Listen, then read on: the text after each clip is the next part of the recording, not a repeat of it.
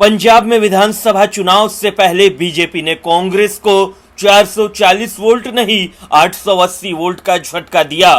कांग्रेस विधायक राणा गुरमीत सिंह सोढ़ी ने कांग्रेस को झटका देते हुए बीजेपी का दामन थाम लिया है। इतना ही नहीं, सोढ़ी ने गांधी वाड्रा और उनके चापलूस सिद्धू पर जमकर हमला बोला। सोढ़ी ने पंजाब कांग्रेस का काला चिट्ठा खोलकर रख दिया है। उन्होंने आरोप लगाया कि कांग्रेस में आपसी कलह इतना ज्यादा है कि कोई नेता वहां टिकने वाला नहीं है। सिद्धू कांग्रेस को दो फाड़ कर दिए हैं और आने वाले दिनों में बहुत से नेता कांग्रेस पार्टी से इस्तीफा देने वाले हैं। बता दें कि सोढ़ी को अमरिंदर सिंह का काफी करीबी माना जाता है। सितंबर में मुख्यमंत्री पद से इस्तीफा देने वाले और नवंबर में कांग्रेस छोड़ने वाले अमरिंदर सिंह के नेतृत्व वाली राज्य सरकार में सोढ़ी खेल मंत्री थे।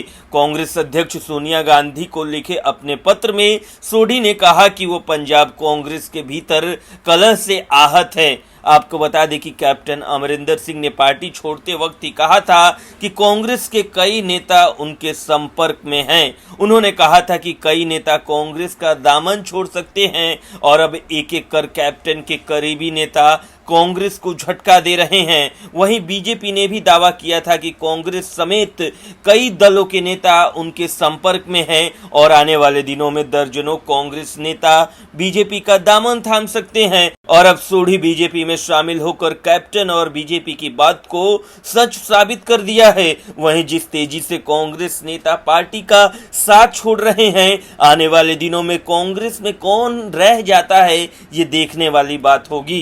ब्यूरो रिपोर्ट, न्यूज़ चौक। जम्मू कश्मीर में परिसीमन आयोग ने विधानसभा की 7 सीटों को बढ़ाने का प्रस्ताव दिया है। 6 सीटें जम्मू में और 1 सीट कश्मीर में बढ़ाने का प्रस्ताव है। आयोग के फैसले से घाटी में बीजेपी को बड़ा फायदा हो सकता है और लंबे वक्त से जम्मू कश्मीर में सरकार बनाने का सपना देख रही बीजेपी का सपना भी साकार हो सकता है। इसके पीछे वजह यह है कि जम्मू में हिंदुओं का प्रभाव है और 6 सीटें यहां बढ़ती है तो इसका सीधा सीधा फायदा बीजेपी को होगा, क्योंकि बीजेपी यहां के वोट बैंक पर काफी ज्यादा निर्भर करती है। कश्मीर पर बीजेपी की निर्भरता कम है, जहां पिछले विधानसभा चुनाव में वो एक भी सीट नहीं जीत सकी थी। पिछले विधानसभा चुनाव में पीडीपी को 28 सीटें मिली, बीजेपी को 25, नेशनल कॉन्फ्रेंस को 15, कांग्रेस को 12 सीटें मिली। बीजेपी को सबसे ज्यादा सीटें जम्मू में मिली, जहां हिंदुओं का प्रभाव है। 2014 में बीजेपी बहुमत से 44 सीटें कम थी। अब परिसीमन के बाद बीजेपी को बूस्ट मिल सकता है। राजनीतिक दलों का मानना है कि जम्मू में एससी और एसटी आबादी पर फोकस बढ़ाकर बीजेपी आने वाले चुनाव में 45 सीटों का आंकड़ा पार करना चाहती है। हालांकि परिसीमन आयोग के फैसले का घाटी के राजनीतिक दल विरोध कर रहे हैं। पीडीपी प्रमुख महबूबा मुफ्ती का कहना है कि ये कमीशन बीजेपी को सियासी फायदा पहुंचाने के लिए बनाया गया है। इसके अलावा नेशनल कॉन्फ्रेंस के प्रमुख उमर अब्दुल्ला ने कहा है कि इस परिसीमन से बेहद निराश हूं। कमीशन बीजेपी का पॉलिटिकल एजेंडा पूरा कर रहा है। इसके अलावा भी घाटी के स्थानीय दलों ने आयोग का जमकर विरोध किया। वहीं इस संशोधन के बाद की बात करें तो विधानसभा में सीटों की संख्या 83 से बढ़कर 90 हो जाएगी। विधानसभा की कुल 90 सीटों में से 43 जम्मू में जबकि 47 सीटें कश्मीर में होगी। ब्यूरो रिपोर्ट, न्यूज़ चौक। पंजाब में बीजेपी कांग्रेस का खेल खत्म करने की तैयारी में है। मोदी और शाह की जोड़ी पंजाब में कांग्रेस का सुपड़ा साफ कर देंगे। पहले तो बीजेपी ने कैप्टन अमरिंदर सिंह से हाथ मिलाकर कांग्रेस के विधानसभा चुनाव जीतने के सपने को तोड़ दिया और अब कांग्रेस के दर्जनों नेता एक साथ बीजेपी का दामन थाम सकते हैं। दरअसल 2022 विधानसभा चुनाव से पहले कांग्रेस सरकार के कई मंत्री, सांसद और विधायक बीजेपी में शामिल हो सकते हैं। संभावना जताई जा रही है कि अगले कुछ दिनों में कांग्रेस को अब तक का सबसे बड़ा झटका लग सकता है, जिसकी उम्मीद भी गांधी परिवार को नहीं है।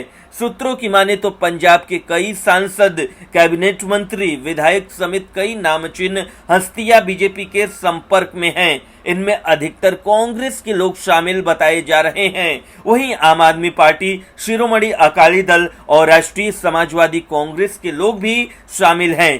सूत्रों से मिली जानकारी के मुताबिक इनमें 4 पंजाबी गायक भी हैं जो अगले कुछ दिनों में बीजेपी में शामिल होंगे। इस बदलाव की जड़ पंजाब के पूर्व मुख्यमंत्री कैप्टन अमरिंदर सिंह का पद से इस्तीफा और कांग्रेस से बाहर होना माना जा रहा है। बता दें कि कैप्टन अमरिंदर सिंह ने अपनी नई पार्टी पंजाब लोक कांग्रेस का गठन किया, जिसके बाद बीजेपी ने घोषणा की है कि वो कैप्टन की पार्टी के साथ गठबंधन कर चुनाव लड़ेगी।